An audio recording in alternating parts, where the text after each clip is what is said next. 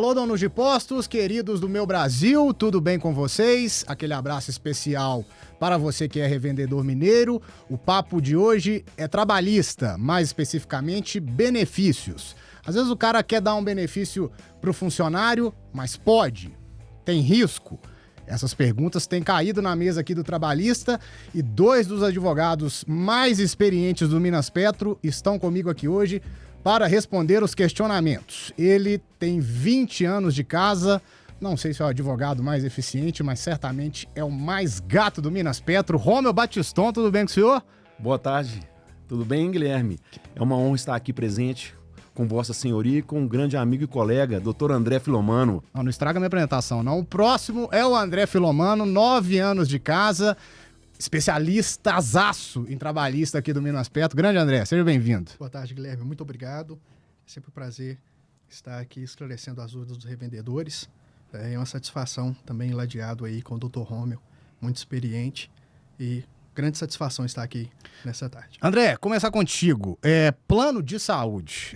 Caiu essa dúvida lá para mim também na área institucional de comunicação. Conceder ou não conceder? Não é um benefício que está previsto na CCT, né? Vale a pena, não vale, tem risco, não tem? Queria os seus comentários especificamente para plano de saúde, que é bastante complexo. O Guilherme, o plano de saúde, especificamente, ele está dentro do contexto, né, do tema geral, que é benefícios. Né? E o benefício, ele não é uma obrigatoriedade tanto legal como convencional. Né?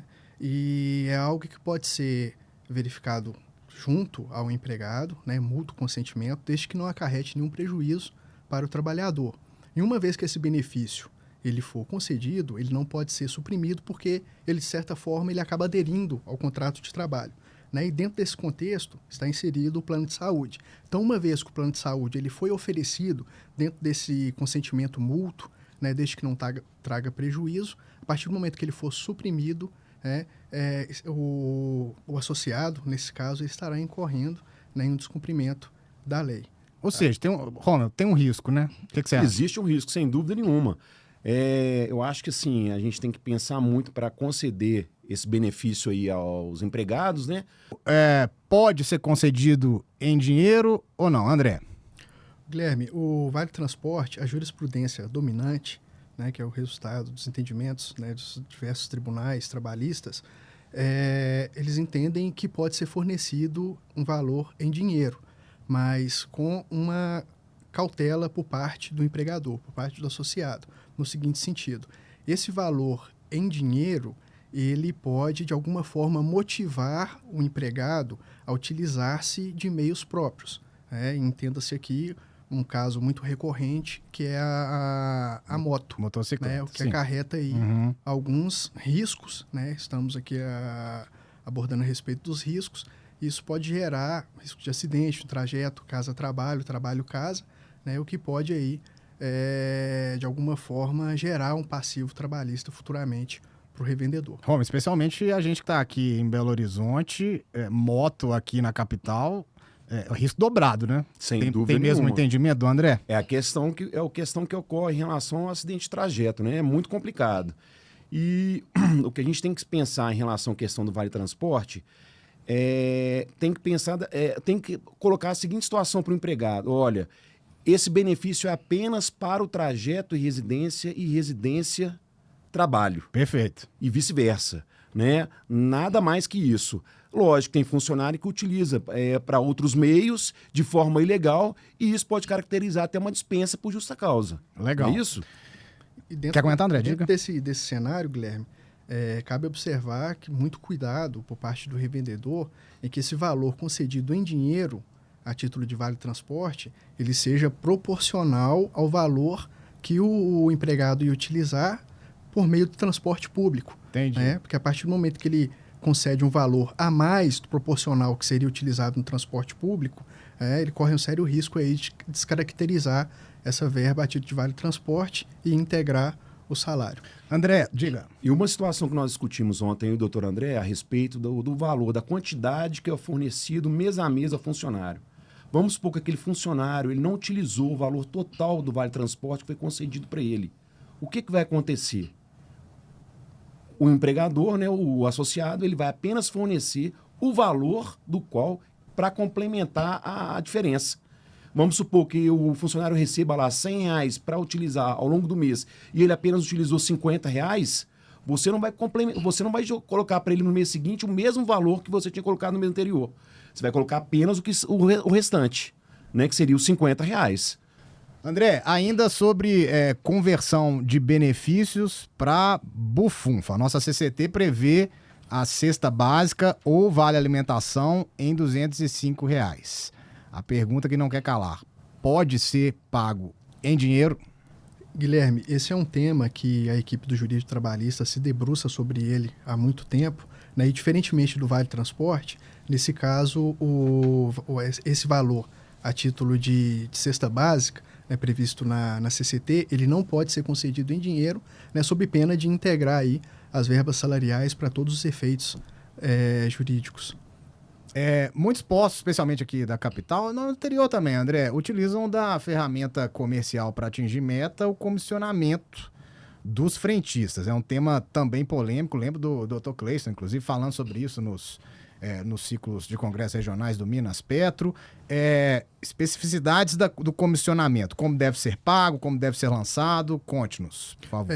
O comissionamento, Guilherme, ele não está necessariamente previsto na lei ou tem nenhum caráter convencional, digamos assim.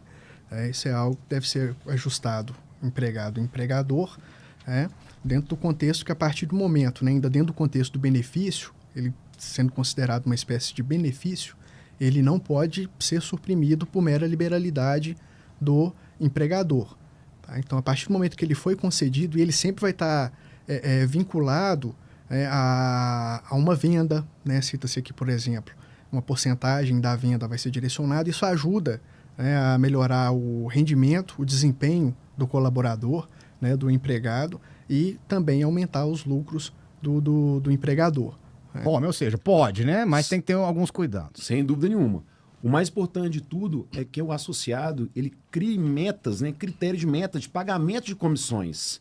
Né? E o que isso vai proporcionar? Claro, vai proporcionar um maior incentivo para o trabalhador e que essas comissões estejam sempre colocadas nos olerites, nada sendo pago por fora, né? Porque isso, claro, sem dúvida nenhuma, é ilegal.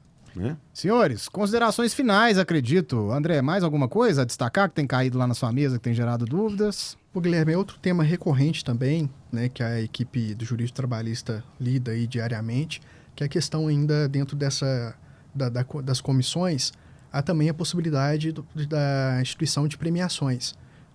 Só que a premiação ela difere da comissão. São diferentes, entendi. Isso, na medida em que ela está sempre vinculada a um desempenho extraordinário por parte do empregado, né? E não é uma simples meta com base numa porcentagem de vendas. Dá um exemplo mais concreto. Um exemplo, um incentivo, né? um prêmio de assiduidade. Né? O empregado legal. Que não atrasa, né? Cumpre seu horário direitinho, não apresenta atestados. O empregador, com base, né, nesse critério de beneficiar o empregado, ele pode conceder uma certa porcentagem do salário, né? Por exemplo, 5%, 10% do salário mensal, para incentivá-lo, né, e não ter recorrentes faltas, né, recorrentes ausências no trabalho, que prejudica todo o contexto ali da rotina da revenda. E pode ser um objeto também, uma televisão, uma geladeira, uma bicicleta, um trem assim, Ronald? Sem dúvida nenhuma. Eu exponho mais para os associados que, preferencialmente, né, seja a premiação dessa forma, do que em dinheiro. É melhor. Porque em relação à questão do pagamento em dinheiro, é uma situação bem específica, muito complicada, e o que ocorre da nossa Justiça do Trabalho, principalmente os juízes, entenderem que esse dinheiro que é pago, na maioria das vezes, não é considerado como premiação. O entendimento maior é que isso da comissão é levado da premiação é levado para a comissão. Entendi. Né? Beleza. E uma observação que o jurídico trabalhista também faz, Guilherme, muito cuidado na hora da concessão da premiação para que isso não descaracterize e se torne uma comissão.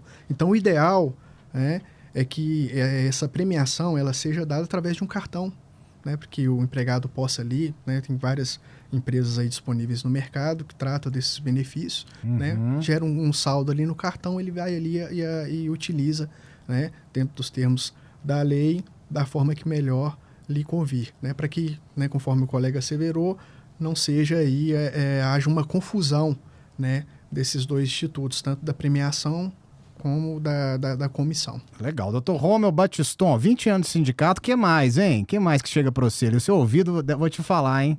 Né? Um outro ponto que eu gostaria de destacar seria a questão dos valores do Vale Alimentação, que muitos associados gostam e perguntam, questionam a gente. Olha, doutor Romeu, eu posso aqui chegar, pagar um valor maior que a convenção expõe no valor de R$205? Pode, claro, sem dúvida nenhuma. Não pode aquela situação dele querer pagar um valor assim, 600, R$1.000 a mais, porque, sem dúvida nenhuma, isso aí, o próprio Ministério do Trabalho desconfia que pode ser uma situação para que o empregador não tenha que arcar com os encargos, né? Um outro ponto também que eu gostaria de destacar seria o auxílio combustível. Muitos associados, preferencialmente, os empregados têm essa preferência desse benefício. Mas troca pelo Vale Transporte? Entende? Na realidade é o seguinte, a obrigatoriedade dele não existe. Né? Em relação ao auxílio combustível. O que tem, na maioria das vezes, é que o associado ele oferece esse benefício ao empregado. Porque o empregado ele prefere ir com transporte particular do que encarar o transporte público, que hoje, aqui principalmente na capital, é totalmente defasado. E tem locais, por exemplo, que não existe transporte público para ajudar. E a motoquinha é sucesso no interior, né? Sem dúvida nenhuma. Então, o que deve ser feito? Primeiramente, eu acho que assim, a gente tem que seguir a regra de uma forma que ambas as partes não possam ficar prejudicadas, principalmente o associado, o empregador, né? Que futuramente possa lá, no futuro, ter que sofrer uma indenização, principalmente na questão relacionada ao acidente de trajeto. Então, vamos lá.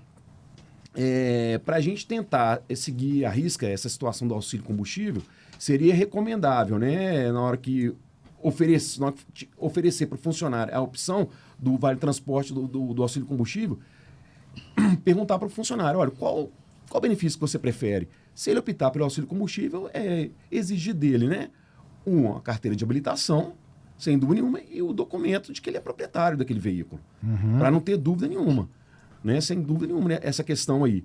Agora, e o que tem que ser feito à risca é saber a distância que aquele empregado específico percorre. Um exemplo que eu posso dar para você aqui. Um funcionário que mora a 2, 3 quilômetros da empresa, ele vai receber o valor aí de R$150.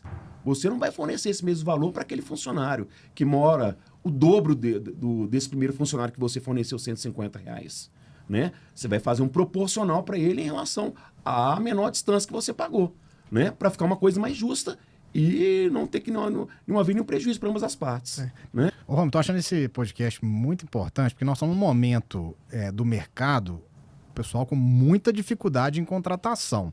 Eu tô vendo aqui que tem muitas possibilidades do cara tornar o negócio dele, o estabelecimento dele, mais atrativo que talvez o concorrente, né?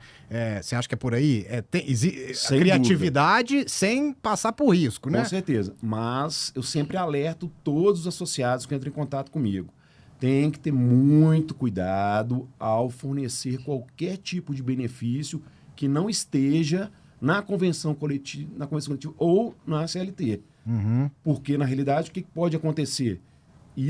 Concedendo esse benefício vai ter que ser ao longo prazo. Ele não pode simplesmente, em pouco tempo, depois que ele concedeu o benefício, voltar atrás. Chegar e questionar, doutor Romeu, eu concedi um benefício que vai além da convenção coletiva e agora eu quero parar de fornecer esse benefício porque minha empresa não está tendo lucro. Não pode voltar atrás. É um direito adquirido do funcionário. Entendi. Né? E isso aí pode acarretar várias situações aí que, assim, pode trazer prejuízo para o próprio empregador, dar continuação ao seu negócio. E o funcionário, o funcionário antigo tem um benefício, por exemplo, de plano de saúde, por exemplo, e o cara, o dono do posto, tá às vezes apertado, mas precisa contratar mais um. E aí ele contrata mais um, mas este novo funcionário não tem o benefício. Pode ou não pode? Olha, isso aí eu recomendo que, para que conceda esse plano de saúde, exista um plano de carreira onde que aquele funcionário atingir determinado tempo, Legal. ele possa ter um benefício diferente daquele que está ingressando, Entendi. né? É bom ter isso documentado. Fica justo, né? Fica justo, sem dúvida nenhuma. André, o que mais? Tô vendo você aí de olho na pauta. O que mais a gente destaca aqui? Ou você já quer passar a régua? Conte-nos. Então, basicamente o Dr. Romeu já explorou aí tudo da pauta, né? Nós podemos abordar diversos assuntos. Vou fazer um agradecimento a toda a equipe do Jurídico Trabalhista, né? Também a nossa gerente jurídico, a doutora Virgínia Simões, pelo espaço, né? Pela oportunidade de estarmos, né, falando aqui desses assuntos, né? Com certeza, certamente será de muito proveito para a revenda mineira. Sem dúvida nenhuma, né? O André... Falo das minhas palavras, as palavras do André. E que da próxima vez a gente reúna, né, o grupo inteiro, né? Se for possível, doutora Ana Luciana, Reis Madeira, doutor Bruno Rajão e doutora Fabiana Saad, né, doutor André? Doutora Luciana... Pra gente compartilhar esse como o momento Dr. tão Romeu especial. disse, grande professora nossa, né? Sem dúvida nenhuma. Experiente e temos aprendido muito com ela. Sem dúvida nenhuma. Maravilha, senhores. Fechando mais um Minas Petrocast, este de número 54. Benefício está tendo sou eu aqui com essas duas figuras no estúdio aqui. Muito obrigado pela presença de todos. Aquele abraço para você que nos assiste e que nos ouve no Spotify. Abraço, tchau, tchau.